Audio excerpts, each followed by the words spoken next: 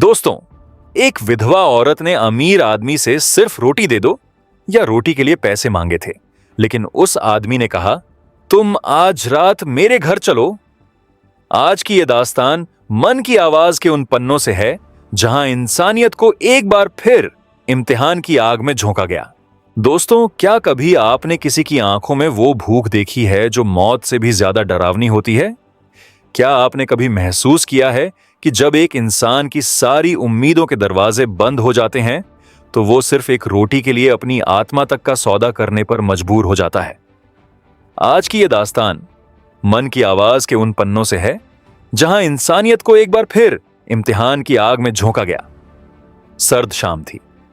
ठंडी हवाएं इतनी तेज थीं मानो हड्डियों को चीरकर अंदर तक उतर जाएंगी। आसमान में काले बादल ऐसे जमा थे जैसे किसी की जिंदगी पर दुख का गहरा साया छा गया हो। उसी सुनसान सड़क के किनारे एक फटी पुरानी सफेद साड़ी में लिपटी, सूखे चेहरे और बुझी हुई आंखों वाली एक महिला खड़ी थी। उसका नाम था गौरी। गौरी कभी वही गौरी थी जिसके घर में बच्चों की हंसी गूंजती थी, जिसके हाथों की रोटियों की खुशबू पूरे मोहल्ले में फैल जाती थी। लेकिन आज हालात ने उसे वहां खड़ा कर दिया था जहां वो खुद एक निवाले के लिए तरस रही थी। उसके पेट में पिछले 3 दिनों से अन्न का एक दाना भी नहीं गया था। भूख की वजह से उसका शरीर कांप रहा था और अब उसकी हिम्मत जवाब दे रही थी।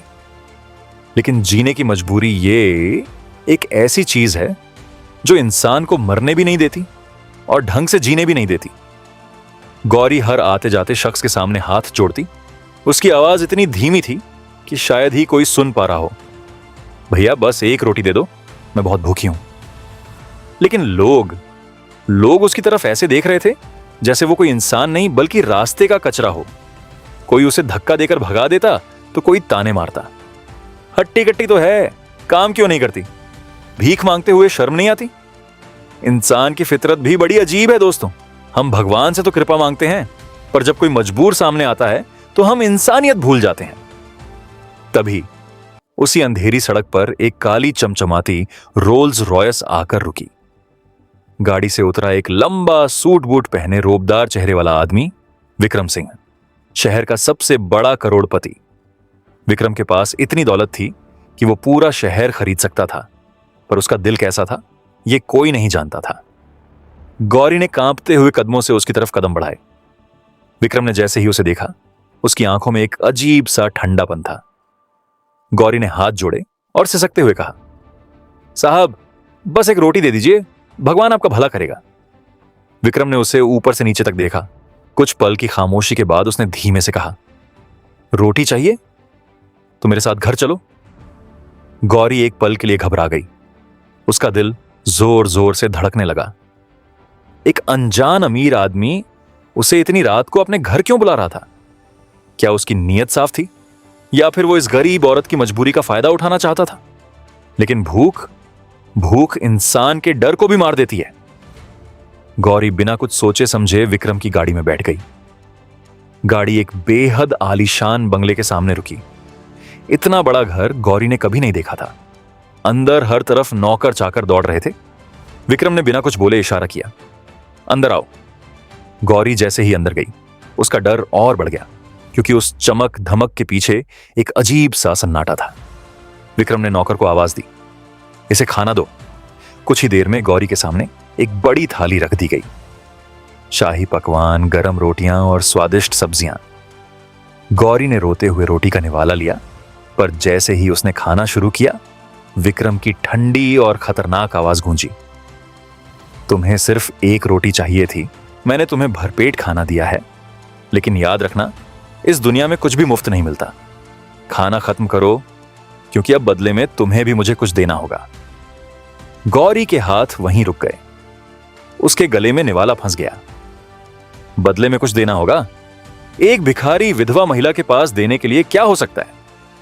क्या विक्रम उसकी इज्जत मांगने वाला था, या फिर वो इस बंगले के अंदर किसी गहरे राज में कैद होने वाली थी? विक्रम ने इशारा किया और बंगले का भारी दरवाजा जोरों से बंद हो गया। धम! दोस्तों, दरवाजा बंद होते ही गौरी की चीख निकल गई। विक्रम ने उसके सामने एक ऐसी शर्त रख दी जिसे सुनकर आपकी रूह कांप जाएगी। आखिर विक्रम ने गौरी से बदले में क्या मांगा, और क्या वो हरिराम नौकर आज गौरी को बचा पाएगा? गौरी के हाथ में पकड़ी हुई रोटी का निवाला वहीं ठहर गया। उसे महसूस हुआ जैसे उसके चारों तरफ की हवा अचानक भारी हो गई हो। विक्रम सिंह की आंखों में जो चमक थी वो कोई दया या करुणा की चमक नहीं थी, बल्कि एक ऐसी ठंडी चालाकी थी जो गौरी को अंदर तक डरा गई। विक्रम धीरे धीरे चलकर गौरी के पास आया और उसके चेहरे के बिल्कुल करीब अपना चेहरा ले जाकर बोला, इस दुनिया में सांस लेने की भी कीमत चुकानी पड़ती है गौरी, और तुमने तो अभी अभी शहर के सबसे महंगे रसोइये के हाथ का बना शाही खाना खाया।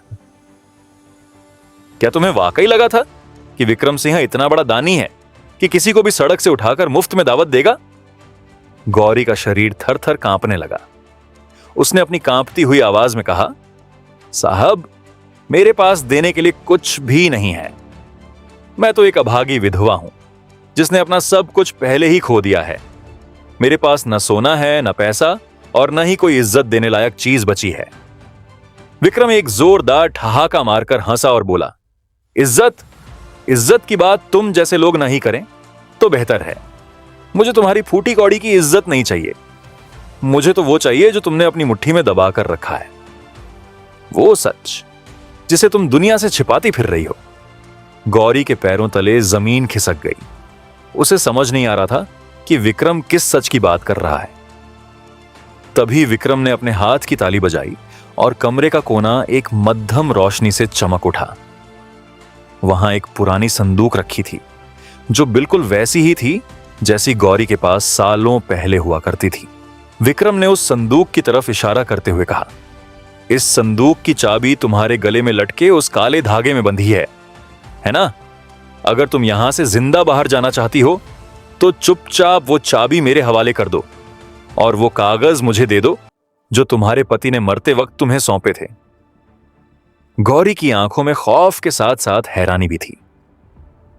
वो कागज, वो तो महज एक पुरानी वसीयत के फटे हुए पन्ने थे, लेकिन विक्रम सिंह जैसे करोड़पति को उन रद्दी के टुकड़ों में क्या दिलचस्पी हो सकती थी? गौरी ने अपना हाथ अपने गले के धागे पर रख लिया और पीछे हटते हुए बोली, नहीं साहब, यह नहीं हो सकता। मेरे पति ने कहा था कि चाहे जान चली जाए पर यह चाबी किसी को मत देना। विक्रम का चेहरा अचानक गुस्से से तमतमा उठा। उसने गरजते हुए कहा, तो फिर ठीक है, अगर तुम प्यार से नहीं मानोगी तो मुझे दूसरा तरीका अपनाना आता है। उसने अपने नौकरों को इशारा किया और उन्होंने गौरी को चारों तरफ से घेर लिया। जैसे ही एक नौकर ने गौरी की तरफ हाथ बढ़ाया तभी पीछे से एक कड़क आवाज गूंजी, रुक जाओ, खबरदार अगर किसी ने इस औरत को हाथ भी लगाया। दरवाजे पर हरिराम खड़ा था जिसकी आंखों में गुस्सा और सच्चाई की चमक थी। उसने विक्रम की आंखों में आंखें डालकर कहा, साहब, बहुत हो गया। मैंने इस घर में आपका हर जुल्म सहा है, लेकिन आज जो आप कर रहे हैं वो पाप है। विक्रम ने दांत पीसते हुए कहा, हरिराम, तुम अपनी हद भूल रहे हो। ये मेरा घर है और ये मेरा मामला है। तुम एक नौकर हो, अपनी औकात में रहो। हरिराम एक कदम आगे बढ़ा और बोला, आज मैं नौकर नहीं बल्कि इस औरत का रक्षक बनकर खड़ा हूं। अगर आपने इसे हाथ भी लगाया तो मैं वो सच पूरे शहर को बता दूंगा जिसे आप पिछले 20 सालों से दबाए बैठे हैं। कमरे में एक भारी सन्नाटा छा गया। विक्रम के माथे पर पसीना आने लगा। आखिर हरिराम के पास ऐसा कौन सा राज था जिसे सुनकर विक्रम जैसा ताकतवर आदमी भी घुटनों पर आ सकता था? और गौरी का उस पुरानी संदूक से क्या रिश्ता था? विक्रम सिंह के चेहरे पर हवाइयां उड़ने लगी थीं। हरिराम जैसे मामूली नौकर की यह हिम्मत कि वो शहर के सबसे रईस आदमी की आंखों में आंखें डालकर उसे चुनौती दे। विक्रम ने दांत पीसते हुए कहा, हरिराम, तुम जानते हो तुम क्या बोल रहे हो? मेरी एक आवाज पर तुम्हारी पूरी दुनिया तबाह हो सकती है। अपना मुंह बंद करो और यहां से दफा हो जाओ। लेकिन हरिराम अपनी जगह से टस से मस नहीं हुआ। उसने गौरी के कंधे पर हाथ रखा और शांत स्वर में कहा, डरना मत बेटी, आज इस हवेली की दीवारों में दफन वो सच बाहर आएगा जिसे सुनने के लिए यह पूरी दुनिया सालों से इंतजार कर रही है। हरिराम ने विक्रम की तरफ मुड़कर कहा, साहब, आप जिस वसीयत के कागजों के लिए इस बेबस औरत को डरा रहे हैं, क्या आपने कभी सोचा कि वो कागज इसके पास पहुंचे कैसे? विक्रम की मुट्ठियां भींच गईं। उसने गरजते हुए कहा, मुझे इससे कोई मतलब नहीं है, मुझे बस वो कागज चाहिए। वो वसीयत ही वो आखिरी सबूत है जो मुझे इस पूरी जायदाद का कानूनी वारिस साबित कर सकती है। अगर वो मुझे नहीं मिली तो मेरा यह साम्राज्य मिट्टी में मिल जाएगा। गौरी की आंखों से लगातार आंसू बह रहे थे। उसे अब समझ आ रहा था कि उसके पति ने मरते वक्त उन कागजों को बचाने के लिए अपनी जान की बाजी क्यों लगा दी थी। वो महज रद्दी नहीं थे, वो विक्रम सिंह की सल्तनत की चाबी थे। गौरी ने कांपते हुए कहा, साहब, मेरे पति आपके यहां वफादार मुनीम थे। उन्होंने अपनी पूरी जिंदगी आपकी सेवा में लगा दी, लेकिन बदले में आपने उन्हें क्या दिया? एक एक्सीडेंट, जो शायद एक्सीडेंट था ही नहीं। यह सुनते ही विक्रम का चेहरा सफेद पड़ गया। कमरे में मौत जैसा सन्नाटा छा गया। गौरी ने आगे कहा, जिस रात मेरे पति की मौत हुई, उन्होंने अपनी आखिरी सांस लेते हुए मुझसे कहा था कि गौरी, इन कागजों को कभी किसी को मत देना, क्योंकि इनमें एक मासूम का खून छिपा है। आज मुझे समझ आया कि वो मासूम कोई और नहीं, बल्कि आपकी अपनी सगी बहन थी, जिसकी जायदाद आपने धोखे से अपने नाम कर ली। विक्रम पागलों की तरह हंसने लगा। हां, मैंने किया वो सब, और मैं दोबारा भी करूंगा। अगर वो कागज मुझे सीधे तरीके से नहीं मिले तो मैं उन्हें छीन लूंगा। उसने अपने गार्ड्स को चिल्लाकर आदेश दिया, पकड़ लो इन दोनों को और वो संदूक छीन लो इससे। जैसे ही गार्ड्स आगे बढ़े, हरिराम ने अपनी जेब से एक छोटा सा रिकॉर्डर निकाला और उसे ऑन कर दिया। उसमें विक्रम की वही आवाज गूंज रही थी जो उसने अभी अभी कही थी। हां, मैंने किया वो सब। विक्रम के पैरों तले जमीन खिसक गई। हरिराम ने कहा, साहब, यह रिकॉर्डिंग सीधे पुलिस हेडक्वार्टर जा रही है। अगर आपने एक कदम भी आगे बढ़ाया तो अगली सुबह आप जेल की सलाखों के पीछे होंगे। विक्रम घुटनों के बल बैठ गया। उसका सारा घमंड, उसकी सारी रईसी एक पल में धुएं की तरह उड़ गई। उसने गिड़गिड़ाते हुए कहा, नहीं हरिराम, ऐसा मत करो, मैं बर्बाद हो जाऊंगा, मुझे माफ कर दो। लेकिन गौरी की आंखों में अब दया नहीं, बल्कि एक न्याय की ज्वाला थी। उसने संदूक खोला और उसमें से वो पीला पड़ा कागज निकाला। जैसे ही उसने उस कागज को पढ़ना शुरू किया, उसके चेहरे का रंग उड़ गया। उस कागज में जायदाद के बारे में नहीं, बल्कि एक ऐसी सच्चाई लिखी थी जिसे जानकर गौरी के होश उड़ गए। उस कागज में लिखा था कि विक्रम सिंह की बहन मरी नहीं थी, बल्कि उसे एक अनाथालय के बाहर छोड़ दिया गया था। और उस अनाथालय का नाम पढ़ाते ही गौरी के हाथ से कागज गिर गया। दोस्तों, क्या गौरी ही विक्रम सिंह की वो खोई हुई बहन थी? क्या एक भिखारी विधवा असल में इस विशाल साम्राज्य की असली मालकिन थी? और अगर यह सच था तो विक्रम अब गौरी के साथ क्या करने वाला था? हवेली के उस आलीशान कमरे में पसरा सन्नाटा इतना गहरा था कि गौरी के दिल की धड़कन साफ सुनाई दे रही थी। जमीन पर गिरा वो पीला कागज महज एक दस्तावेज नहीं था, वो गौरी की पूरी पहचान थी।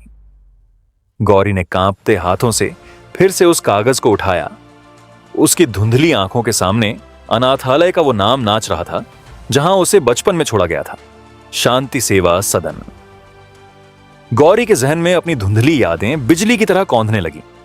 उसे याद आया कि कैसे एक रात उसे उस लोहे के गेट के बाहर छोड़ दिया गया था और उसके पास सिर्फ एक ताबीज था। उसने अपने गले में लटके उस काले धागे को छुआ जिसमें उस पुराने संदूक की चाबी के साथ एक छोटा सा पीला पत्थर भी बंधा था, वही पत्थर जिसका जिक्र उस वसीयत के कागज में किया गया था। विक्रम सिंह, जो अब तक घुटनों के बल बैठा था, उसकी नजर उस पीले पत्थर पर पड़ी। उसकी आंखों में पछतावे और खौफ का एक ऐसा मंजर था जिसे लफ्जों में बयां करना मुश्किल था। उसने लड़खड़ाती आवाज में कहा, नहीं, यह मुमकिन नहीं है। तुम वो छोटी बच्ची नहीं हो सकती जिसे मैंने उस रात। विक्रम की बात अधूरी रह गई, लेकिन सच पूरे कमरे में गूंज उठा। हरिराम ने आगे बढ़कर विक्रम के कॉलर को पकड़ा और उसे झकझोरते हुए कहा, हां साहब, ये वही बच्ची है जिसे आपने अपनी जायदाद की खातिर अपनी ही सगी बहन मानकर दर दर भटकने के लिए छोड़ दिया था। आप जिसे भिखारी समझकर उसका अपमान कर रहे थे, असल में इस पूरे साम्राज्य की आधी मालकिन वही है। और आपके पिता की असली वसीयत के मुताबिक अगर वो जिंदा मिली तो ये सारी दौलत उसकी होगी। गौरी का सिर चकराने लगा। जिसे वो अपनी गरीबी और किस्मत का दोष मान रही थी, वो असल में उसके अपने सगे भाई की साजिश थी। उसने कड़क आवाज में पूछा, क्यों विक्रम, क्यों किया तुमने ऐसा? क्या पैसा एक सगे रिश्ते से भी बड़ा हो गया था? मैं तुम्हारी अपनी बहन थी। तुमने मुझे एक रोटी के लिए तरसाया, जबकि मेरे हिस्से की दौलत पर तुम ऐश कर रहे थे। विक्रम की आंखों से आंसू बहने लगे। उसने सिसकते हुए कहा, मुझे माफ कर दो गौरी, मैं लालच में अंधा हो गया था। पिताजी की मौत के बाद मुझे लगा कि अगर तुम्हें सब पता चल गया तो मुझे सड़कों पर आना पड़ेगा। मैंने तुम्हें अनाथालय के बाहर छोड़ा और फिर कभी मुड़कर नहीं देखा। मुझे लगा तुम मर चुकी होगी। गौरी ने उस वसीयत के कागज को जोर से अपनी मुट्ठी में भींच लिया। उसने कहा, तुम मां बाप के प्यार की बात करते हो? तुमने तो एक इंसान होने का हक भी मुझसे छीन लिया।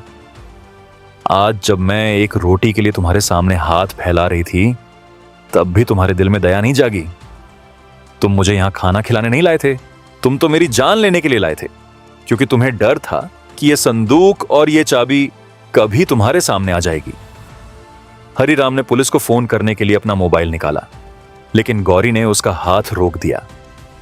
विक्रम को लगा कि शायद उसकी बहन का दिल पसीज गया है। उसने उम्मीद भरी नजरों से गौरी की तरफ देखा और कहा, बहन, मुझे एक मौका दे दो, मैं सब ठीक कर दूंगा। मैं तुम्हें आधी जायदाद दे दूंगा। गौरी ने एक ठंडी मुस्कान के साथ विक्रम की तरफ देखा और कहा, आधी जायदाद? विक्रम, तुमने अभी तक मुझे पहचाना नहीं। मुझे तुम्हारी ये दौलत नहीं चाहिए। ये हवेली, ये गाड़ियां, ये सब तुम्हारे पापों की कमाई है। मुझे तो सिर्फ न्याय चाहिए। गौरी ने उसी वक्त वसीयत के उस कागज को जोर से फाड़ दिया। विक्रम की आंखें फटी की फटी रह गईं। उसे लगा कि अब वो बच गया है, लेकिन गौरी ने जो अगली बात कही, उसने विक्रम के होश उड़ा दिए। गौरी ने कहा, कागज फाड़ने से सच नहीं बदलता। हरिराम जी के पास जो रिकॉर्डिंग है, वो तुम्हारे जुर्म का सबसे बड़ा सबूत है। और रही बात इस जायदाद की, तो मैं आज ही कोर्ट जाऊंगी और इस पूरी संपत्ति को उन गरीबों के नाम कर दूंगी जिन्हें तुमने लूटा है। तुम आज से सड़क पर होगे विक्रम, बिल्कुल वैसे ही जैसे मैं थी। विक्रम पागलों की तरह चीखने लगा, नहीं, तुम ऐसा नहीं कर सकती। ये मेरा है, सब मेरा है। उसने अपना आपा खो दिया और मेज पर रखा एक भारी सजावटी सामान उठाकर गौरी की तरफ हमला करने के लिए दौड़ा। दोस्तों, क्या विक्रम अपनी ही बहन का खून कर देगा? क्या हरिराम गौरी को इस जानलेवा हमले से बचा पाएगा? और क्या उस रात हवेली के बंद दरवाजों के पीछे कोई और भी था जो यह सब देख रहा था? विक्रम के चेहरे पर हैवानियत नाच रही थी। दौलत छिन जाने का डर उसे पागल कर चुका था। उसने जैसे ही वो भारी सजावटी सामान उठाकर गौरी के सिर पर वार करने के लिए हाथ उठाया, हवेली के हॉल में एक गूंजती हुई आवाज आई, रुक जाओ विक्रम, ये पाप मत करो। विक्रम का हाथ हवा में ही ठिठक गया। दरवाजे पर एक व्हील चेयर पर बैठी एक बूढ़ी महिला अंदर आ रही थी। उसे देखते ही विक्रम के हाथ से वो सामान छूटकर नीचे गिर गया और कांच के टुकड़े पूरे फर्श पर बिखर गए। वो महिला कोई और नहीं बल्कि विक्रम और गौरी की सगी बुआ सुनंदा देवी थीं, जिन्हें विक्रम ने पिछले 5 सालों से एक अंधेरे कमरे में कैद करके रखा था और दुनिया को बताया था कि वो पागल हो चुकी हैं। सुनंदा देवी की आंखों में अंगारे दहक रहे थे। उन्होंने अपनी व्हील चेयर को आगे बढ़ाते हुए कहा, जिसे तुम आज मारने चले हो, उसे 20 साल पहले भी तुमने मरने के लिए ही छोड़ा था। लेकिन भगवान की लाठी में आवाज नहीं होती विक्रम। मैंने अपनी आंखों से देखा था जब तुम उस नन्ही सी बच्ची को अनाथालय के बाहर कड़ाके की ठंड में छोड़कर आए थे। मैंने विरोध किया तो तुमने मुझे पागल करार देकर इस कमरे में बंद कर दिया। गौरी अपनी बुआ को देखकर फूट फूट कर रोने लगी। उसे याद आया कि बचपन में कोई उसे कहानियां सुनाता था और लोरी गाकर सुलाता था। वो चेहरा धुंधला था, पर आज सुनंदा देवी को देखते ही उसे अपनी जड़ें याद आ गईं। गौरी दौड़कर उनके पैरों में गिर गई। सुनंदा देवी ने उसके सिर पर हाथ रखा और कहा, रो मत बेटी, आज न्याय का दिन है। मैंने इस हवेली की हर ईंट को तुम्हारे हक के लिए तड़पते देखा है। विक्रम घिघियाने लगा, बुआ जी, आप गलत समझ रही हैं। मैं तो गौरी को उसका हक देना चाहता था। लेकिन सुनंदा देवी ने उसे बीच में ही टोक दिया। चुप रहो, तुम्हारे झूठ अब इस दीवार को भी शर्मिंदा कर रहे हैं। हरिराम, पुलिस को बुलाओ। आज ये हवेली अपने असली वारिस का स्वागत करेगी और इस पापी का अंत देखेगी। विक्रम ने देखा कि अब बचने का कोई रास्ता नहीं है। उसने पागलों की तरह हंसना शुरू कर दिया।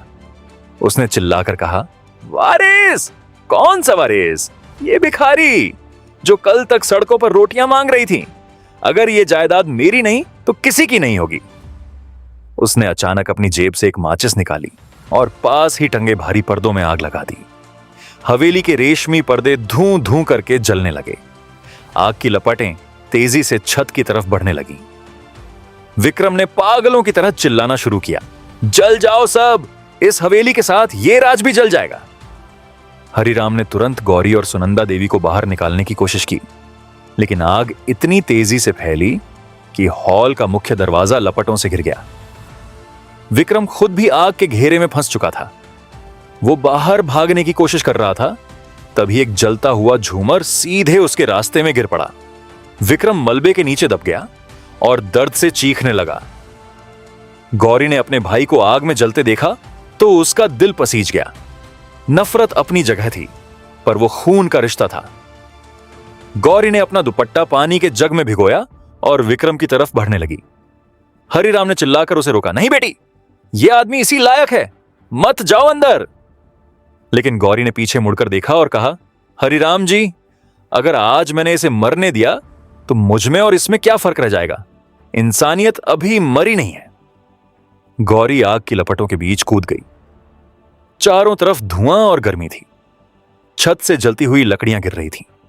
उसने अपनी पूरी ताकत लगाकर उस भारी झूमर को हिलाने की कोशिश की जिसके नीचे विक्रम दबा था। विक्रम की आंखें फटी की फटी रह गईं। जिसे उसने मारने की कोशिश की, जिसे उसने भिखारी कहा, वही आज अपनी जान जोखिम में डालकर उसे बचा रही थी। दोस्तों, क्या गौरी अपने भाई को उस जलती हुई हवेली से जिंदा बाहर निकाल पाएगी? क्या विक्रम को अपनी बहन की इस महानता को देखकर अपनी गलती का एहसास होगा, या फिर उस धुएं और आग के बीच दोनों भाई बहन का अंत एक साथ हो जाएगा? हवेली के उस विशाल हॉल में अब सिर्फ धुआं और आग का तांडव था। छत से गिरती हुई चिंगारियां गौरी के कपड़ों को झुलसा रही थीं, लेकिन उसकी हिम्मत नहीं टूटी। उसने अपनी पूरी ताकत लगाकर उस भारी झूमर को एक तरफ धकेला जिसने विक्रम के पैरों को जकड़ रखा था। विक्रम दर्द से कराह रहा था। उसकी आंखों में मौत का खौफ साफ दिख रहा था। उसे यकीन नहीं हो रहा था कि जिस बहन को उसने बर्बाद करने की कसम खाई थी, वही आज अपनी जान हथेली पर रखकर उसे बचाने आई है।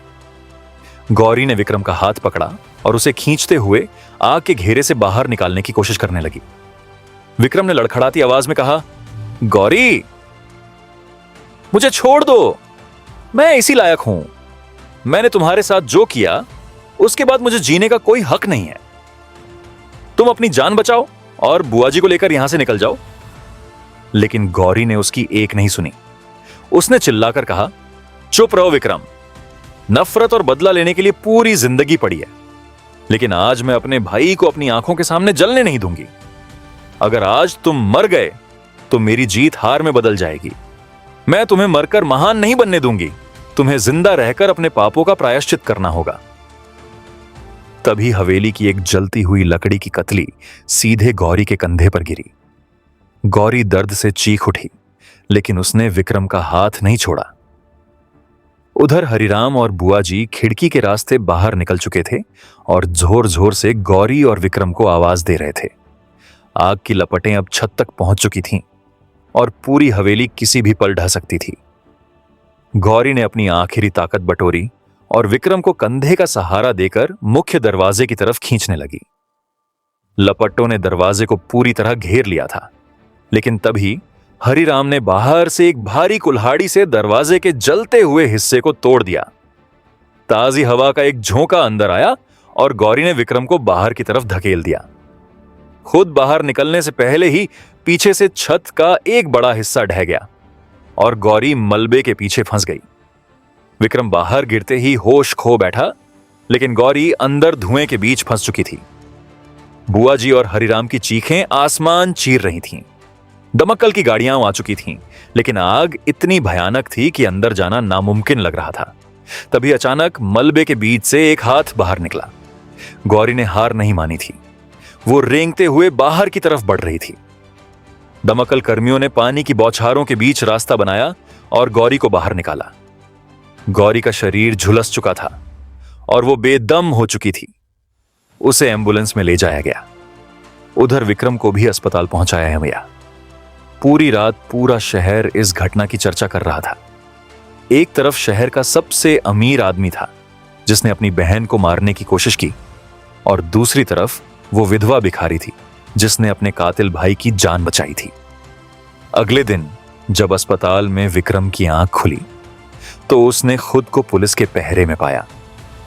उसके पैर जल चुके थे और वो चल नहीं सकता था। उसके पास ही हरिराम खड़ा था। विक्रम ने धीमी आवाज में पूछा, गौरी, गौरी कैसी है? क्या वो जिंदा है? हरिराम ने एक ठंडी नजर विक्रम पर डाली और कहा, वो जिंदा है साहब, लेकिन उसकी हालत बहुत नाजुक है। उसने अपनी जिंदगी दांव पर लगा दी ताकि आप जैसा पापी जिंदा रह सके। डॉक्टर कह रहे हैं कि शायद वो दोबारा कभी चल ना पाए। विक्रम फूट फूट कर रोने लगा। वो दौलत, वो घमंड, वो महल जिसके लिए उसने अपनी रूह बेच दी थी, आज सब राख हो चुका था। उसे पहली बार एहसास हुआ कि उसने सिर्फ एक घर नहीं जलाया था, बल्कि उसने अपने अंदर की इंसानियत को भी राख कर दिया था। दोस्तों, क्या गौरी कभी ठीक हो पाएगी? क्या विक्रम सच में बदल चुका है या ये भी उसकी कोई नई चाल है? और उस हवेली की राख के नीचे से पुलिस को एक ऐसी चीज मिली जिसने इस पूरी कहानी को एक नया मोड़ दे दिया। आखिर क्या था वो राज? अस्पताल के सफेद गलियारों में सन्नाटा था। सिर्फ मशीनों की टिक टिक सुनाई दे रही थी। गौरी आईसीयू में जिंदगी और मौत के बीच झूल रही थी। उधर राख हो चुकी सिंघानिया हवेली के मलबे में पुलिस की एक टीम जांच कर रही थी। आग बुझ चुकी थी, लेकिन धुएं की गंध अभी भी हवा में थी। तभी एक पुलिस ऑफिसर की नजर मलबे के नीचे दबे एक लोहे के मजबूत लॉकर पर पड़ी। वो लॉकर आग से पूरी तरह झुलस चुका था, लेकिन उसका ताला टूटा हुआ था। जब पुलिस ने उसे खोला तो उनके होश उड़ गए। उस लॉकर के अंदर सिर्फ जायदाद के कागजात नहीं थे, बल्कि एक पुरानी डायरी और कुछ ऑडियो कैसेट्स थे। ये वही सबूत थे जिन्हें विक्रम सिंह सालों से दुनिया की नजरों से छिपाकर बैठा था। ये विक्रम के पिता यानी गौरी के असली पिता की आखिरी यादें थीं। पुलिस ने जैसे ही वो ऑडियो कैसेट प्ले किया, उसमें एक थकी हुई लेकिन साफ आवाज गूंजी। ये विक्रम के पिता की आवाज थी। उन्होंने मरते वक्त अपनी गवाही रिकॉर्ड की थी। उसमें साफ लिखा था कि विक्रम एक लालची इंसान है और उसने अपनी छोटी बहन गौरी को रास्ते से हटाने के लिए उसे एक एक्सीडेंट में मरा हुआ घोषित कर दिया था। पिता ने यह भी लिखा था कि अगर गौरी कभी वापस आए तो ये सारी दौलत उसकी होगी और विक्रम को सिर्फ उतना ही मिलेगा जितना एक गुजारे के लिए जरूरी हो। यह खबर जंगल की आग की तरह पूरे शहर में फैल गई। अस्पताल में बेड पर पड़े विक्रम को जब यह पता चला तो उसे लगा जैसे उसके ऊपर आसमान टूट पड़ा हो। उसे अब समझ आया कि गौरी का पति, जो उसके यहां मुनीम था, उसे यह सब पता चल चुका था। इसीलिए विक्रम ने उसे रास्ते से हटाया था। विक्रम की आंखों के सामने अपने के हुए सारे पाप नाचने लगे। उसे अपनी बहन गौरी का वो चेहरा याद आया जो कल रात आग की लपटों के बीच उसे बचाने के लिए चिल्ला रहा था। विक्रम ने पुलिस ऑफिसर से हाथ जोड़कर विनती की, साहब, मुझे एक बार अपनी बहन से मिलने दीजिए, मैं उसे कुछ बताना चाहता हूं। पुलिस की कड़ी निगरानी में विक्रम को व्हील चेयर पर गौरी के वार्ड के बाहर ले जाया गया। गौरी को होश आ चुका था, लेकिन उसके चेहरे पर पट्टियां बंधी थीं। उसका शरीर जल चुका था और वो बहुत कमजोर लग रही थी। विक्रम ने जैसे ही गौरी को उस हालत में देखा, वो फूट फूट कर रोने लगा। उसने सिसकते हुए कहा, गौरी, मेरी छोटी बहन, मुझे माफ कर दे, मैं महलों में रहकर भी अंधा हो गया था। पिताजी ने सही कहा था, मैं इस दौलत के लायक कभी था ही नहीं। मैंने तुम्हें और तुम्हारे पति को जो दर्द दिया, उसका हिसाब मैं 7 जन्मों में भी नहीं चुका पाऊंगा। गौरी ने धीरे से अपनी आंखें खोली। उसकी आवाज बहुत धीमी थी। उसने कहा, विक्रम, दौलत तो चली गई, हवेली भी राख हो गई, अब क्या बचा है? विक्रम ने अपना सिर झुका लिया और कहा, अब सिर्फ पछतावा बचा है गौरी। पुलिस को वो डायरी और कैसेट्स मिल गए हैं। अब मेरा जेल जाना तय है। मैं अपनी आखिरी सांस तक जेल में सड़ना चाहता हूं, ताकि तुम्हारे साथ हुए अन्याय का थोड़ा सा हिसाब चुकता हो सके। तभी हरिराम वहां आए। उनकी आंखों में गुस्सा था। उन्होंने विक्रम से कहा, साहब, जेल जाने से पहले एक और सच सुन लीजिए।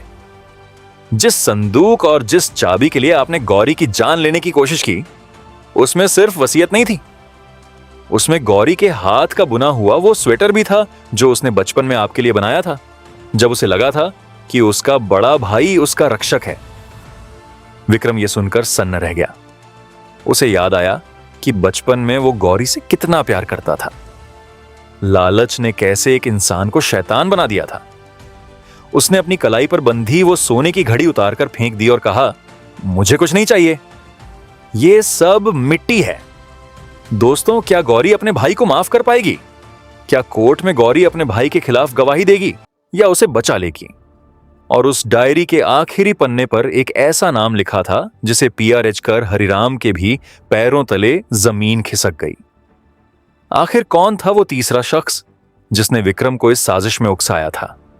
अस्पताल के उस ठंडे कमरे में सन्नाटा इतना गहरा था कि विक्रम की सिसकियां साफ सुनाई दे रही थीं। पुलिस ऑफिसर ने जैसे ही उस जली हुई डायरी का आखिरी पन्ना पलटा, उसके चेहरे पर हैरानी के भाव आ गए। उसने एक नजर बेड पर लेटी गौरी पर डाली और फिर व्हीलचेयर पर बैठे विक्रम की तरफ देखा। डायरी के उस आखिरी पन्ने पर नीली स्याही से एक नाम लिखा था जो अब भी धुंधला सा चमक रहा था। राजेश खन्ना। राजेश खन्ना। यह नाम सुनते ही हरिराम के हाथ कांपने लगे।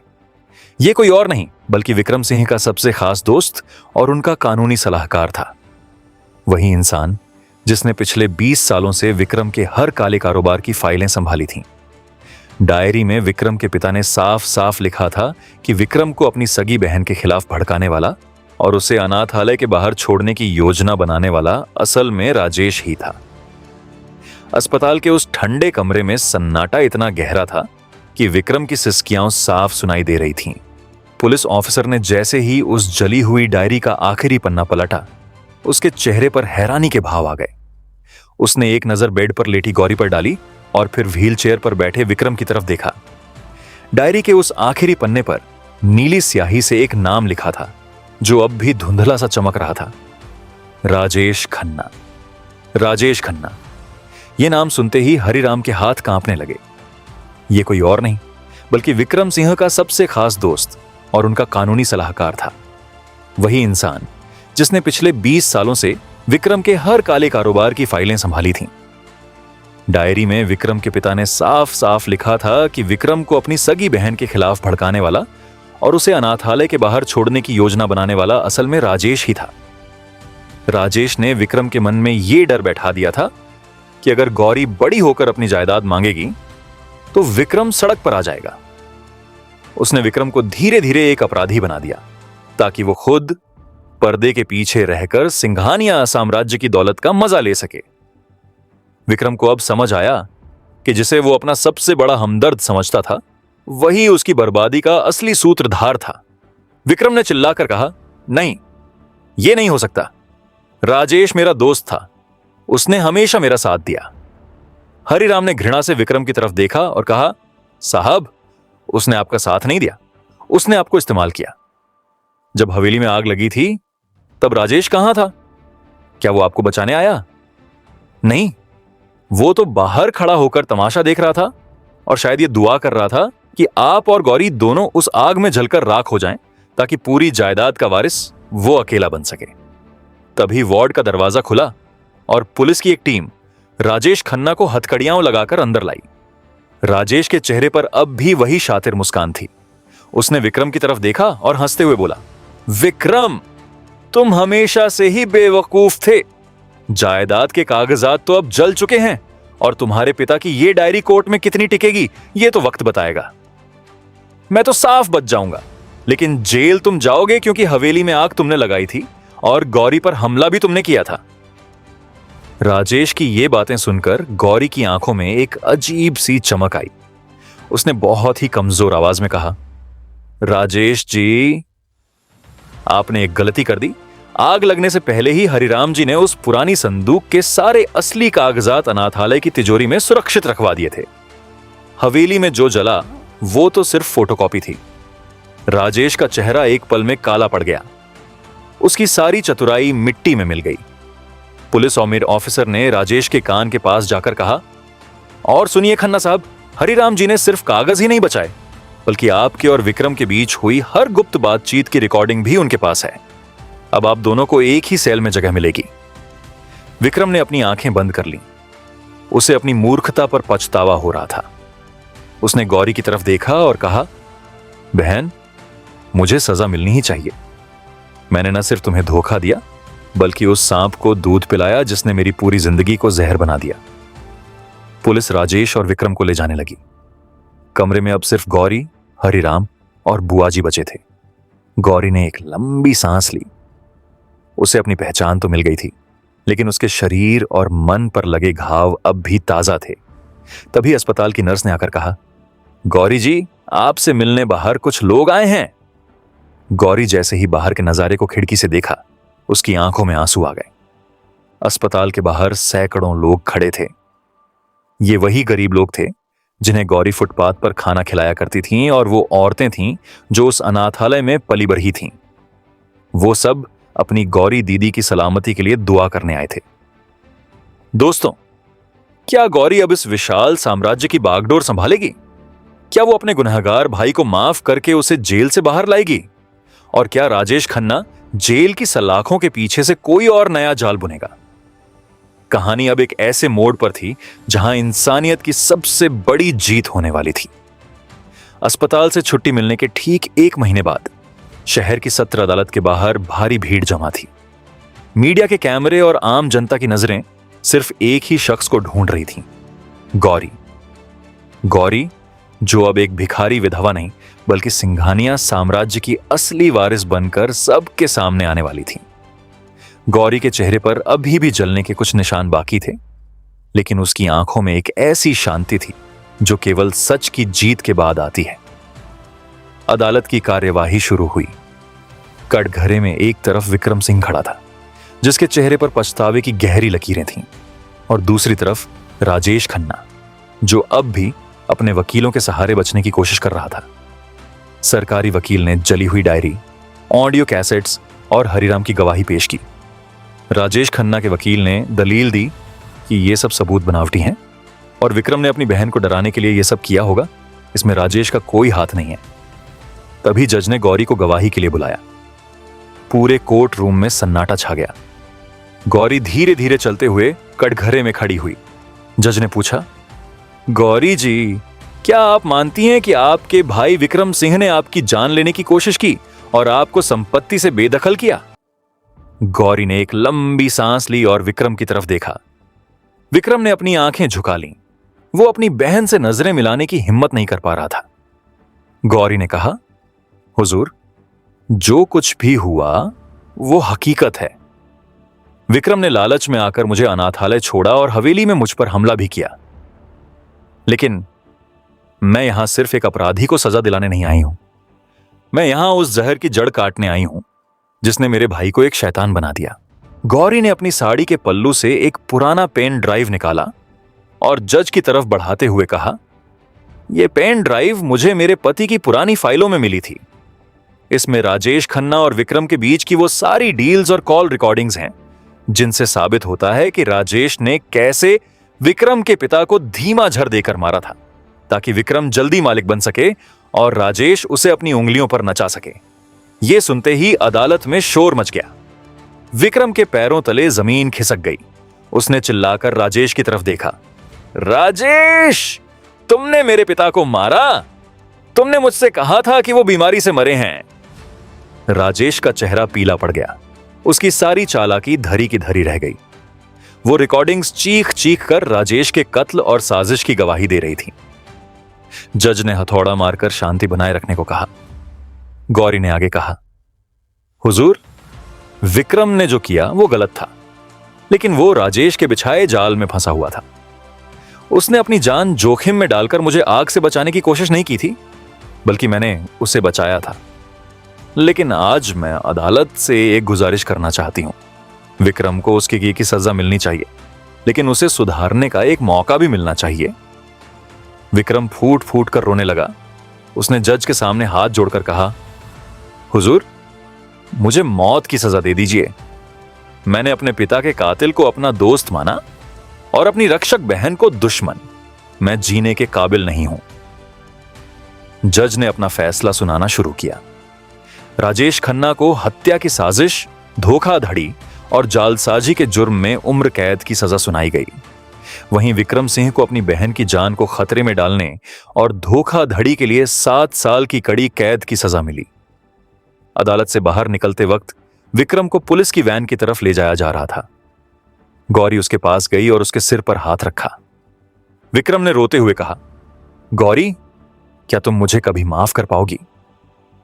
गौरी ने धीमे से कहा, जिस दिन तुम एक अच्छे इंसान बनकर बाहर आओगे, उस दिन तुम्हारा घर तुम्हारा इंतजार करेगा। मैंने सारी जायदाद एक ट्रस्ट के नाम कर दी है, जो अनाथ बच्चों और विधवाओं की मदद करेगा। हम अब अमीर नहीं रहे विक्रम, लेकिन हम अब इंसान बन गए हैं। दोस्तों, क्या 7 साल बाद विक्रम बदल पाएगा? क्या गौरी अकेले इस विशाल ट्रस्ट को संभाल पाएगी? और क्या कहानी का अंत वाकई इतना सुखद होगा, या अभी भी कोई ऐसा राज बाकी है जो गौरी की जिंदगी में फिर से अंधेरा ला सकता है? अदालत के फैसले के बाद शहर की फिजा बदल चुकी थी। राजेश खन्ना सलाखों के पीछे अपने पापों की गिनती कर रहा था और विक्रम सिंह जेल की काल कोठरी में प्रायश्चित की आग में जल रहा था। लेकिन असली कहानी तो अब शुरू हुई थी, सिंघानिया मैंशन की उन जली हुई दीवारों के बाहर, जहां गौरी ने एक नया इतिहास लिखने का संकल्प लिया था। गौरी ने अपनी आधी जायदाद और हवेली की बची हुई जमीन को शांति सेवा ट्रस्ट के नाम कर दिया। उसने आलीशान बंगले को दोबारा बनवाने के बजाय वहां एक विशाल आश्रय गृह और स्कूल की नींव रखी। एक ऐसा घर जहां किसी विधवा को एक रोटी के लिए हाथ नहीं फैलाना पड़ेगा और किसी अनाथ बच्चे को लावारिस नहीं छोड़ा जाएगा। 7 साल गुजर गए। समय का पहिया तेजी से घूमा और वो दिन आ गया जब विक्रम सिंह की सजा पूरी हुई। जेल के भारी लोहे के दरवाजे खुले और एक सफेद बालों वाला झुका हुआ इंसान बाहर निकला। यह वही घमंडी विक्रम था जो कभी करोड़ों की गाड़ियों में चलता था, लेकिन आज उसके हाथ में सिर्फ एक छोटा सा झोला और आंखों में गहरा पश्चाताप था। विक्रम को लगा था कि बाहर कोई उसका इंतजार नहीं कर रहा होगा, लेकिन जैसे ही उसने सामने देखा, उसकी आंखों से आंसू छलक पड़े। सामने एक सादा सफेद लिबास पहने गौरी खड़ी थी। गौरी के चेहरे पर अब भी जलने के निशान थे, लेकिन उसकी मुस्कान में एक अलौकिक चमक थी। गौरी के साथ हरिराम जी और बुआ जी भी खड़े थे। विक्रम ने दौड़कर गौरी के पैर पकड़ लिए और सिसकते हुए कहा, गौरी, मुझे माफ मत करना, मैं इस लायक नहीं हूं। मैंने तुझे भिखारी बनाया, लेकिन तूने मुझे इंसान बना दिया। गौरी ने उसे उठाकर गले से लगा लिया और कहा, भैया, सजा जुर्म की होती है, इंसान की नहीं। आज आप आजाद हैं, अपने डर से भी और अपने अतीत से भी। गौरी विक्रम को उस जगह ले गई जहां कभी उनकी आलीशान हवेली खड़ी थी। अब वहां एक खूबसूरत इमारत थी जिस पर बड़े बड़े अक्षरों में लिखा था, मन की आवाज, मानवता का केंद्र। वहां सैकड़ों बच्चे खेल रहे थे और बुजुर्ग महिलाएं इज्जत के साथ अपना जीवन बिता रही थीं। विक्रम ने देखा कि गौरी ने उस पुरानी संदूक को, जिसकी वजह से यह सारा विवाद शुरू हुआ था, उस केंद्र के मुख्य हॉल में एक कांच के बक्से में सजाकर रखा है। उस पर लिखा था, यही वो संदूक है जिसने हमें सिखाया कि असली दौलत तिजोरी में नहीं, बल्कि दिल की इंसानियत में होती है। गौरी ने विक्रम को उस केंद्र का मैनेजर नियुक्त किया। उसने कहा, भैया, आपने बहुत सालों तक गलत तरीके से साम्राज्य संभाला है, अब सही तरीके से इस सेवा को संभालिए। विक्रम ने अपनी बाकी की जिंदगी उन बच्चों को पढ़ाने और गरीबों की सेवा करने में लगा दी। शहर के लोग, जो कभी विक्रम के नाम से डरते थे, अब उसे बड़े भैया कहकर पुकारते थे। कहानी के अंत में एक शाम जब सूरज ढल रहा था, गौरी और विक्रम अपनी पुरानी हवेली की छत पर बैठे थे। गौरी ने आसमान की तरफ देखकर कहा, भैया, आज पिताजी और मेरे पति ऊपर से देखकर खुश हो रहे होंगे। हमने अपनी जायदाद तो खो दी, पर अपना परिवार वापस पा लिया। विक्रम ने मुस्कुराकर कहा, हाँ गौरी, इंसान अपनी हैसियत से नहीं, अपनी इंसानियत से बड़ा होता है। उस रात एक रोटी के बदले जो कड़वा सच मिला था, उसने आज मीठी खुशहाली का रूप ले लिया है। अहंकार का महल चाहे कितना भी ऊंचा क्यों ना हो, एक दिन उसे मिट्टी में मिलना ही पड़ता है। लेकिन अगर आप में माफ करने का जिगरा और सुधारने की चाहत है, तो आप राख से भी एक नया गुलिस्तान खड़ा कर सकते हैं। याद रखिए, इंसानियत कभी मरती नहीं है, वो बस हमारे अंदर कहीं सो जाती है, जिसे जगाना हमारा अपना फर्ज है।